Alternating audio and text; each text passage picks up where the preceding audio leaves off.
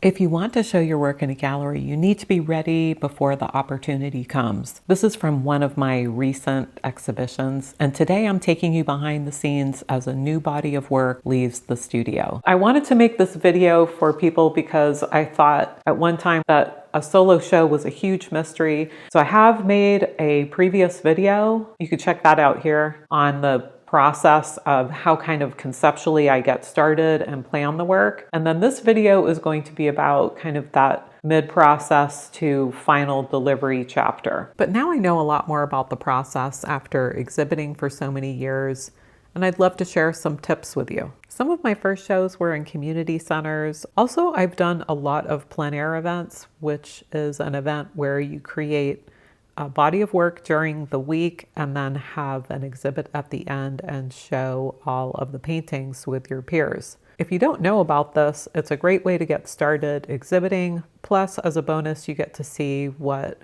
your fellow artists do, and it's a good sense of camaraderie. So you might want to check that out. There's a lot of information you can find online. After exhibiting in solo and group shows for these past 10 years, I do feel lucky. I know a lot of people imagine that this is an unattainable goal or maybe something that you're not ready for, but you might be surprised. I would say my first tip is be ready for the exhibit opportunity. You never know when a gallery might call you and say, hey, we've been looking at your work, or we saw this painting. Would you consider exhibiting?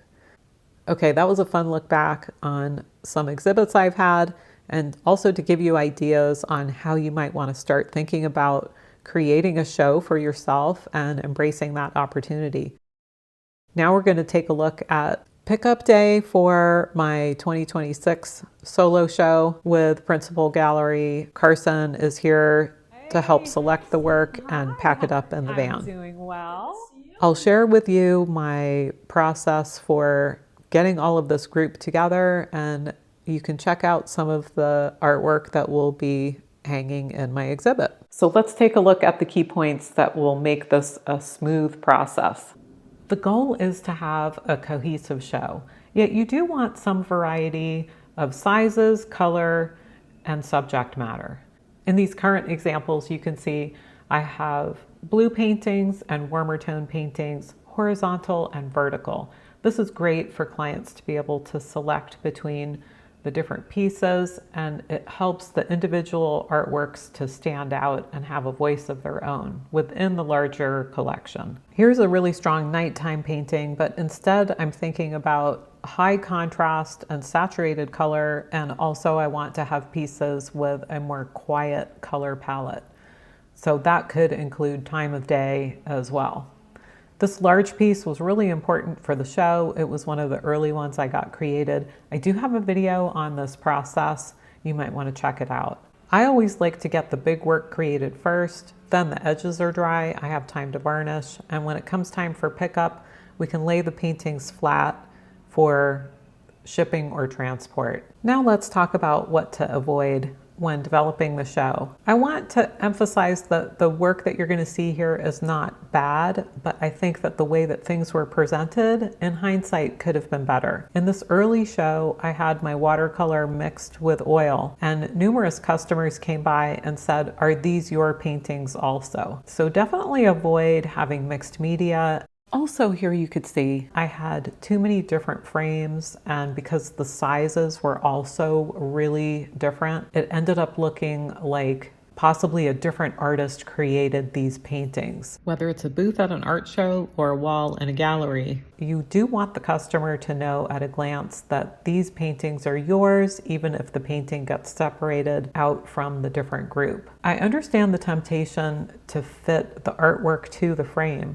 but you could see here in this example as well, where the artwork looks good in all of the frames and the art pieces themselves look good, but together as a whole, it's just not looking as cohesive as it could with just a bit of thought on how the whole look is going to fit together.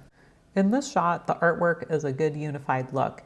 Even though I have some darker frames mixed with the thin silver frames, everything looks cohesive, and there's a good variety of sizes, shapes, time of day, and artwork.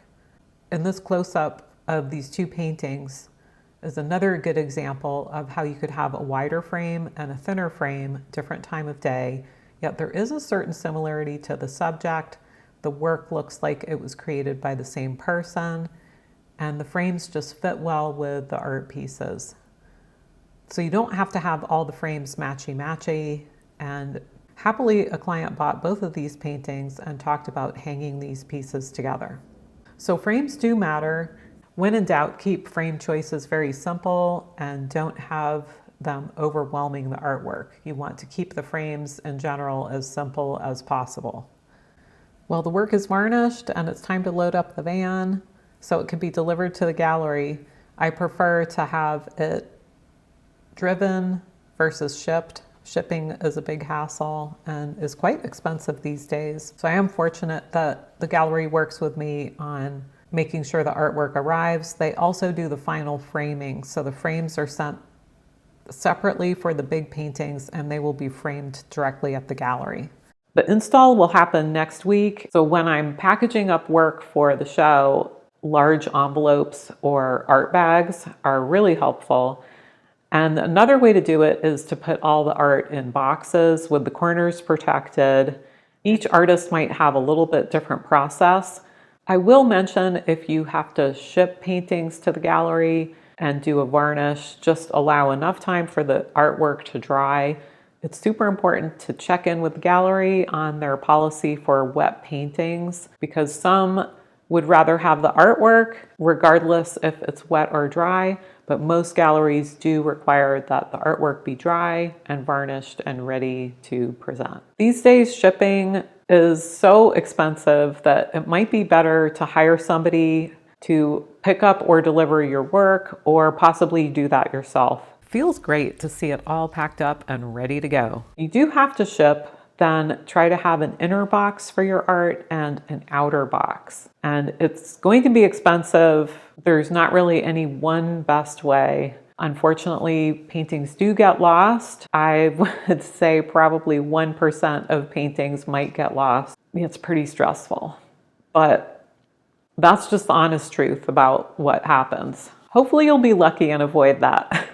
All right, my next chapter is to have the solo show. We're putting together a preview, which is a digital catalog before the show.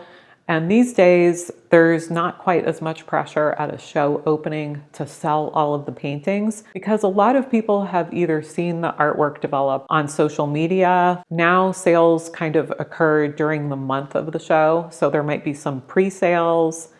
The opening is usually so crowded that it's kind of hard for clients to make a snap decision.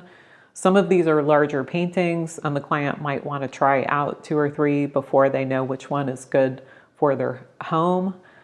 All of these factors can impact sales at the show. And mostly it's just important to be there talking to clients at the exhibit and thanking them for showing up and enjoying the work. It doesn't have to be a mystery on how to create a show. And of course, it's going to vary for each artist and the needs of the gallery. I hope these tips have been helpful just for a behind the scenes look at what really goes on to create a solo show. Thanks for being here. Do like and subscribe. It helps my channel to grow. And maybe I'll see you at the exhibit in Charleston. Thanks, everybody.